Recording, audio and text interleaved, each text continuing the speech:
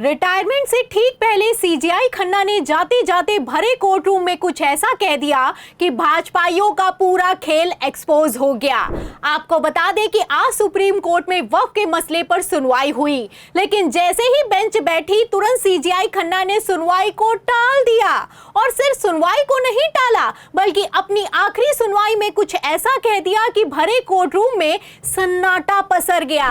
तो supreme court से पंगा लेकर कैसे बुरा फंस गई है मोदी सरकार, आपको बताएंगे। सीजेआई खन्ना के सपोर्ट में कैसे भावी चीफ जस्टिस बीआर गवई ने कमान संभाली, उस पर भी आएंगे। लेकिन खबर में सबसे पहले आज भरे कोर्ट रूम में वक्फ की सुनवाई के दौरान क्या हुआ, खबर देखिए लाइव लॉ की। देखिए इस खबर में साफ लिखा हुआ है कि ठीक 2 बजे वक्फ के मसले पर सीजेआई संजीव खन्ना की बेंच सुनवाई करने के लिए बैठ गई। जैसे ही सीजेआई संजीव खन्ना की अध्यक्षता में सुनवाई शुरू हुई, सीजेआई खन्ना ने वक्फ के मसले पर ऐसा सुप्रीम कोर्ट में बयान दे दिया कि तहलका मच गया। तो ऐसा क्या कह दिया सीजेआई खन्ना ने वक्फ की सुनवाई के शुरू होते ही, सुनेगा। देखिए लाइव लॉ में लंबा चौड़ा बयान लिखा हुआ है, मैं खबर का मेन पॉइंट आपको पढ़कर सुना भी देती हूं। सीजेआई खन्ना क्या कहते हैं, ध्यान से सुनेगा, क्योंकि इस बयान पर ही पूरी की पूरी सुनवाई पलट गई है।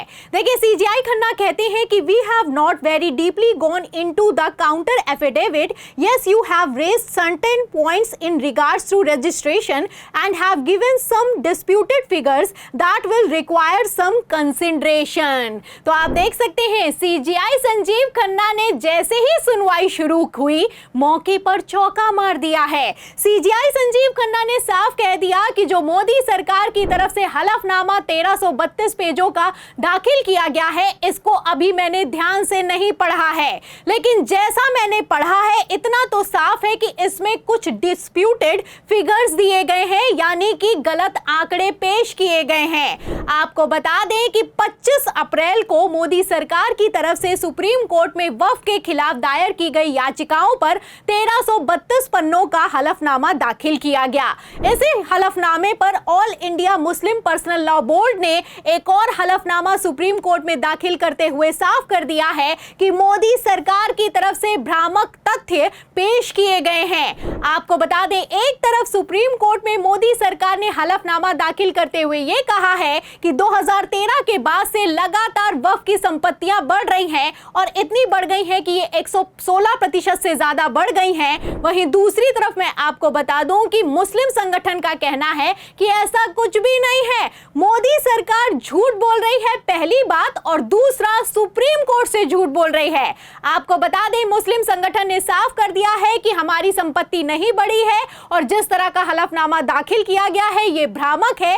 ऐसे हालातों में इस हलफनामा दाखिल करने पर मोदी सरकार के अधिकारी पर सुप्रीम कोर्ट को सख्त से सख्त एक्शन लेना चाहिए। तो पूरा का पूरा खेल पलटता हुआ नजर आ रहा है। आप अच्छे से जानते हैं, पहले तो सुप्रीम कोर्ट में मोदी सरकार गिड़गिड़ाई और 7 दिनों का समय मांग लिया, लेकिन अब जो हलफनामा दाखिल किया गया है उसमें झूठे तथ्य पेश किए गए हैं।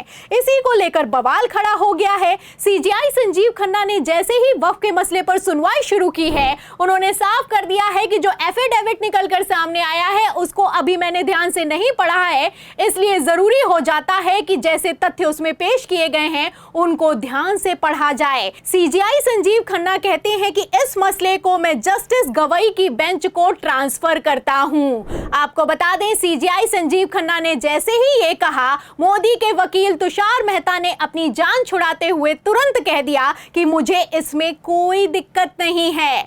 आपको बता दें सीजेआई संजीव खन्ना ने कहा कि जस्टिस गवई को भी एफिडेविट पढ़ने के लिए 2 से 3 दिनों का समय चाहिए।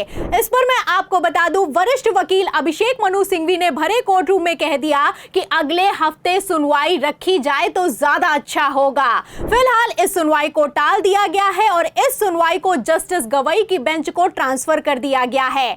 आपको बता दें सुनवाई की डेट को 15 मई के लिए मुकर्रर किया गया है। तो आप देख सकते हैं कि सीजेआई संजीव खन्ना वक्फ के मसले पर आखिरी सुनवाई में किस तरीके से खेल गए हैं। 13 मई को सीजेआई संजीव खन्ना रिटायर होने वाले हैं और आज 5 मई को 15 मई की तारीख को मुकर्रर कर दिया गया है।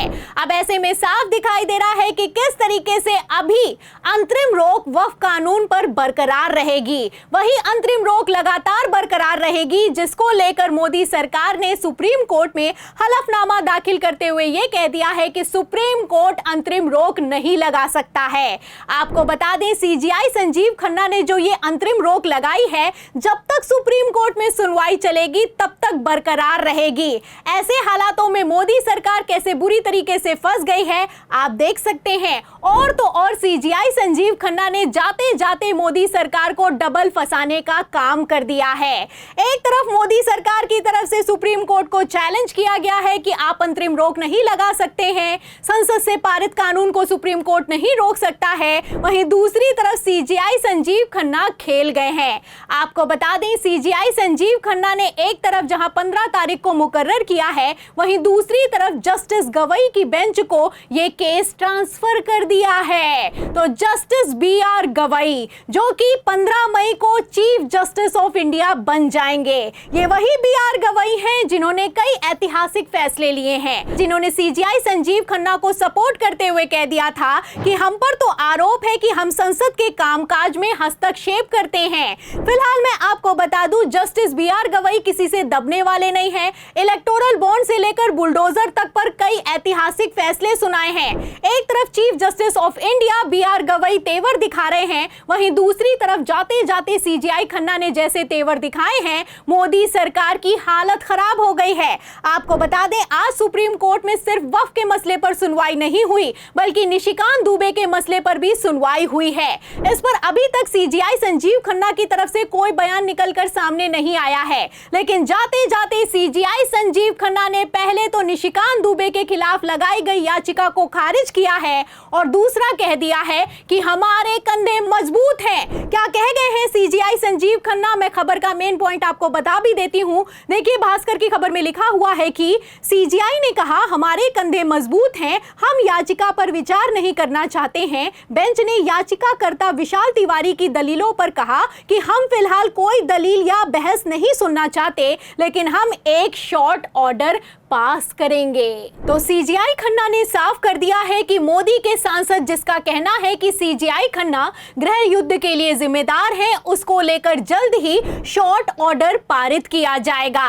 फिलहाल आप देख सकते हैं कि कैसे सीजीआई संजीव खन्ना जाते जाते नए चीफ जस्टिस गवई को जिम्मेदारी देकर गए हैं। अब क्या मोदी सरकार के खिलाफ सीजीआई खन्ना को सपोर्ट करने वाले नए चीफ जस्टिस बीआर गवई वक्फ के मसले पर ऐतिहासिक फैसला सुनाएंगे? इस सवाल के जवाब में पूरी रिपोर्ट पर, सीजीआई खन्ना के फैसले पर और मोदी सरकार के झूठ पर आपको क्या लगता है? सुप्रीम कोर्ट में वक्फ के मसले पर क्या पेच फंस गया है? जो भी आप सोचते हैं हमें कमेंट बॉक्स में जरूर लिखें और हां, 4 PM यूपी को ज्यादा से ज्यादा सब्सक्राइब करें ताकि लगातार पहले की तरह हमारी खबरें आपको मिलती रहें। फिर मिलती हूं अगली खबर के साथ, तब तक के लिए धन्यवाद।